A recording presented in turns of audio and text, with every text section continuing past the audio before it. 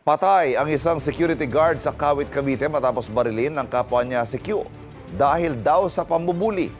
Sa Cavite City naman, nasabi ang isang barangay tanod matapos araruhin ng isang pick-up. Narito ang unang balita. Isa ang patay sa pang-aararo ng isang pick-up sa 3 sasakyan sa Cavite City.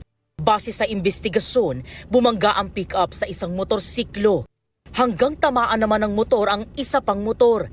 Nagtuloy-tuloy pa umano ang pick-up sa pag-andar. Hanggang masagasaan ito ang isang nagpapatrolyang tanod. Sinubukang tumakas ng pick-up hanggang bumangga naman ito sa isang minibus. Dead on arrival sa ospital ang nasagasaang tanod na kinilalang si Ismael Bombales. May 6 na iba pang sugatan. Batay sa resulta ng breath analyzer test, positibong nakainom ng alak ang pickup driver. Ang live-in partner ng nasawing biktima humihingi ng hustisya sa pangyayari. Hindi ko maano yung expression na nararamdaman ko. Lalo na ngayon, yung anak ko, baby pa. Bago siya lang yung kasama ko sa bahay. Siya lang yung katuwang ko. Sinusubukan pang kunan ng pahayag ang sospek na nakakonfine sa ospital.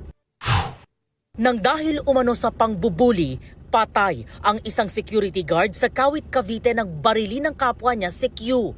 Ang krimen nangyari sa munisipyo ng Bayan kung saan nagtatrabaho ang dalawa. Base sa investigasyon, magkasabay sa duty ang sospek at biktima. Sinundan daw ng armadong sospek ang biktima at binaril sa ulo. Nadala pa ang biktima sa ospital pero nasawi kalaunan. Arestado ang gwardyang bumaril. Paliwanag niya. Kaya ko binaril yun, sir. Lagi na ako minumura, sir. Tapos, lagi na ako pinapahiya sa mga maraming tao. Hindi muna nagbigay ng pahayag ang asawa ng biktima.